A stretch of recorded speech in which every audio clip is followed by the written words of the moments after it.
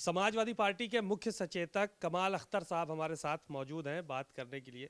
Sir, सदन में कल मुख्यमंत्री बोल रहे थे पिछले दिनों, और उन्होंने माता प्रसाद पांडे जो नेता विरोधी दल हैं उनके परिवार को टिप्पणी की, बुढ़िया कहा उनकी वाइफ को। उसको लेकर नाराज़गी है काफ़ी समाजवादी पार्टी के नेताओं को। क्या देखते हैं, किस तरह से देख रहे हैं?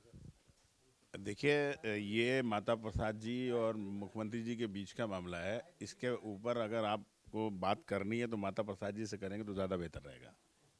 एक सवाल और है कि ये सदन में जो ये चर्चाएं चल रही हैं, चर्चा की अभी बजट की चर्चा चल रही है, क्या समझ में आया? चर्चा में क्या निकला लब्बो लुबाब? देखिए, मेरा सिर्फ इतना सा कहना है कि कोई भी सरकार जब बजट लेके आती है तो बजट के अंदर जो पुराना बजट है जब वो पूरा खर्च कर ले तो तब ये माना जाता है कि सरकार को बजट की आवश्यकता है। लेकिन एक परंपरा है बजट लाने की। आंकड़ों के अंदर सरकार इस उत्तर प्रदेश के किसानों को, नौजवानों को, महिलाओं को, व्यापारियों को, हर वर्ग को उलझाने का काम कर रही है। जैसे पिछला बजट 8 लाख करोड़ रुपए का आया था, लेकिन आप देखेंगे कि इस 9 महीने के अंदर जो है केवल 3 लाख करोड़ रुपया खर्च हुआ है बजट के अंदर। यानी कि बजट का केवल मैं समझता हूँ 30% खर्च हुआ, और 2 महीने में आप लगा लो तो 2 लाख करोड़ और खर्च हो जाएंगे। तो जब 5 लाख करोड़ रुपए खर्च हो रहा है तो ये आंकड़े, बचा हुआ बजट, केंद्र अंश और दूसरा चीज़ें मिला के जो है अब आप 9 लाख करोड़ का रुपए लिया है। तो जनता अब इस चीज़ को समझ चुकी है कि सरकार की तरफ से जो बजट है वो एक छलावा है और जनता को, नौजवानों को, किसानों को, महिलाओं को ठगने वाला बजट है। और 2027 में इस बात का जवाब जनता जो है सरकार को दे देगी। क्या अहम मुद्दा है जो कि आज आप लोग उठाने जा रहे हैं? देखिए, मुद्दा तो इतने मुद्दे हैं कि अगर सदन पूरे महीने भी चले तो शायद उत्तर प्रदेश की, इतना बड़ा प्रदेश है कि उसके लोगों को जो समस्याएं हैं उसका समाधान नहीं हो।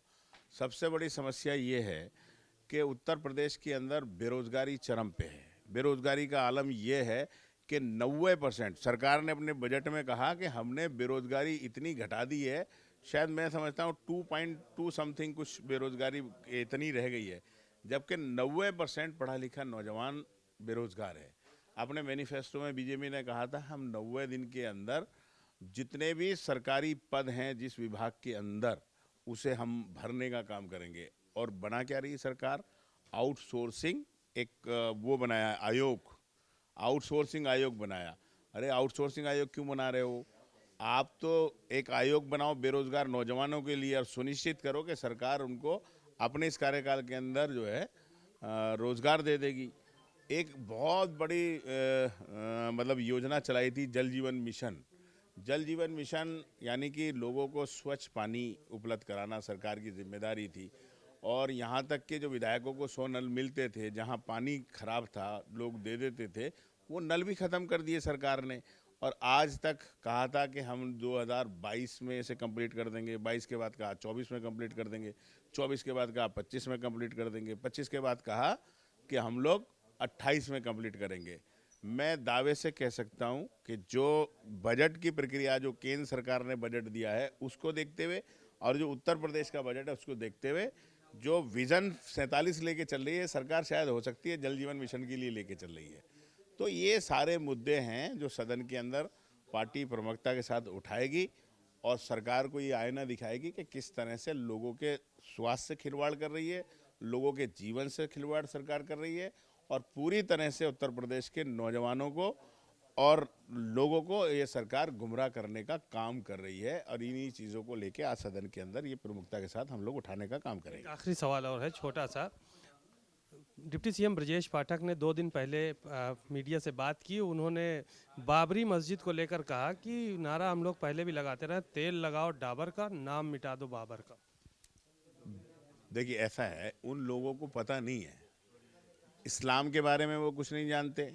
अरे बाबर है, हुमायूं है, औरंगज़ेब है, जहांगीर है, ये कोई हमारे आदर्श नहीं है। हम मुसलमान हैं और हुजूर सल्लल्लाहु अलैहि वसल्लम के बताए रास्ते पे चलने वाले लोग हैं।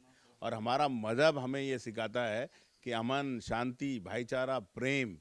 और जिस तरह से इस देश के अंदर और राजा महाराजा रहे और उन्होंने राज्यों को कब्जा किया, राज्यों को अपने कब्जे में लेने के लिए जुल्म जाति अत्याचार करे।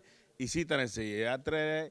अब वो तो देखिए ब्रजेश पाठक जी को सब जानते हैं कि वो डाबर का तेल कितना इस्तेमाल करते हैं। पहले मायावती जी के यहाँ डाबर का तेल इस्तेमाल किया, अब बीजेपी में डाबर से बढ़िया तेल इस्तेमाल कर रहे हैं।